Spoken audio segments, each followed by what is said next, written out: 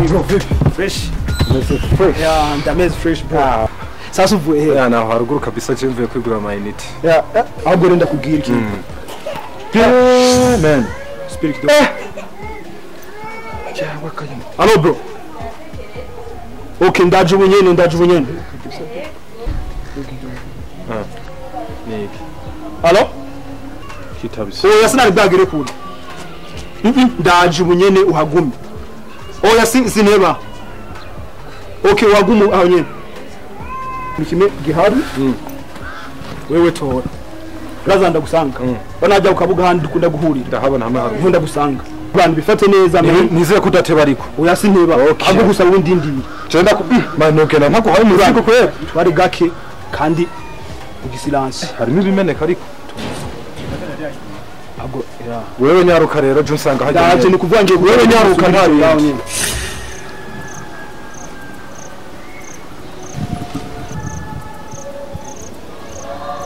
Yo. Bugingo.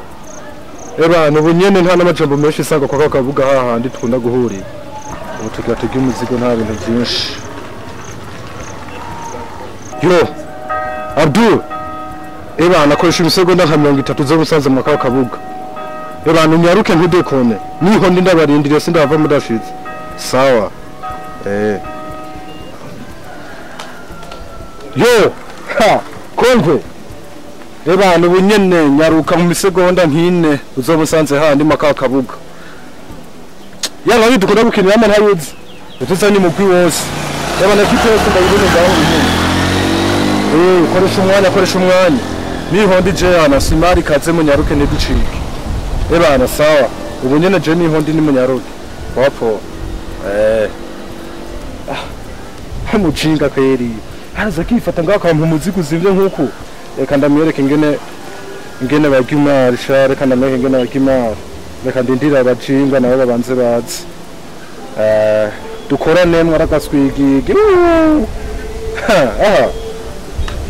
ego ndabatera inkuru kirongera asohokanya abantu uvuga mwijoro hararenze ijoro narariye inkoko ikintu cyitwa inkoko uri umwana mubi ntane kudutumira nabonye umenga mbonye kiri kirori ntibyari bukene gukunda abamagara kubera cyangwa se sindamugutware urabizi gutobigora ariko nawe umuntu wawe nanjye ntabwo twara wagusute sinamwemera kubera nkunda abantu nyene bari special nyana aho tuvuga mujya wanje umujya aracura byowe ndibaza nkacura aho icyanje nibuke buke usabitsotsa vuga bayiki genda vuga kandi wa misozo twaje kucara no hantu butekereje sinzi ibyo babwimva cyangwa bamvira bamusheri wawe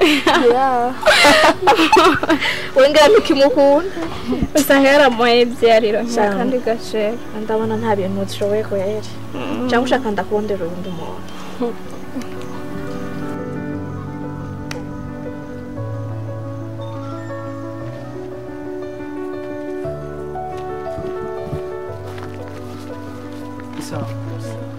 umeze neza nta mutibe mbone yambaye ibegi irabura nkuko yo ngaha aciye ngaha muremure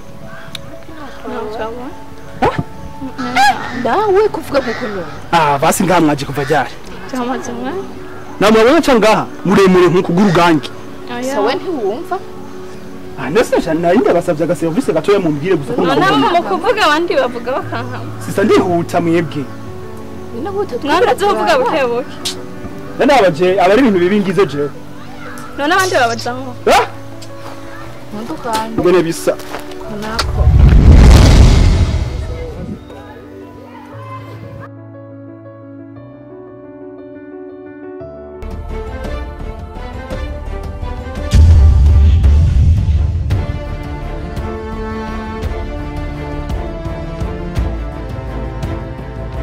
Man, mwakoze kuza kandi mwese. Urumva rero ikintu tugiye gukora murakizi. Hamujama nawe duhuriye hajya higa. Antaye umuzigo. Ambwiye umwanya ngaraje. Man, nanje kumucika ndaze ntivyoshoboka. Niyo mpamvu nabitabaje, sivyo? Sasa ikintu tugiye dukora, ambwiye ko agarutse twavuze ko duhurira ngaha. Reka aje dukora akazi. Ico mutumva ni giki? gona umuzigo nyabaki kwanza yewe gaje bana ha ni inzahabu RFM Butihinda aha ndaberetse nta numwe yosubira no gukanura yerindira ahubwo rindira rero man ni gipitikira urukiyumpa duhuriye hajya hirya sasa roki mbwiye ko duhurira ngaha reka rero tubanze dukora akazi ubu nyene kiraje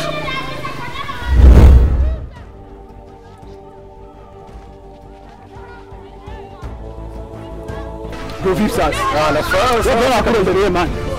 Jesse ndingaha ariko ndingaha ariko Ibe byose ni vyiki. petine urabona mu mwanya kwete Sana kwanza amanire uri kuraza kura ku kimene nukumeze urabona ko nsigana ibintu nkibi nkaca ndabigusubiza kagufye natabana Mano ko nukumeze shaka ikijemese gute ahubwo mene kada kubaza wone wundi cyane tipo yo tugahuruka aha nakamutwara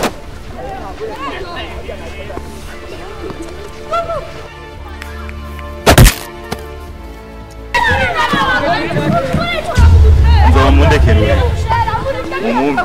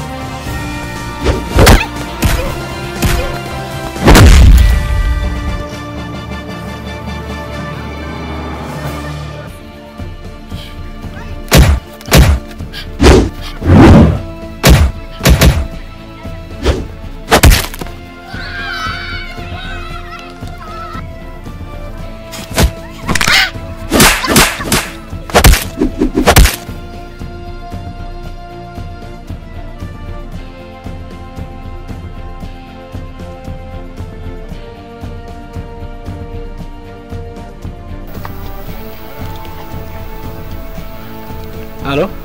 Shohereza amazi yo ku Rwanda ndabona ino musidire n'ubururu.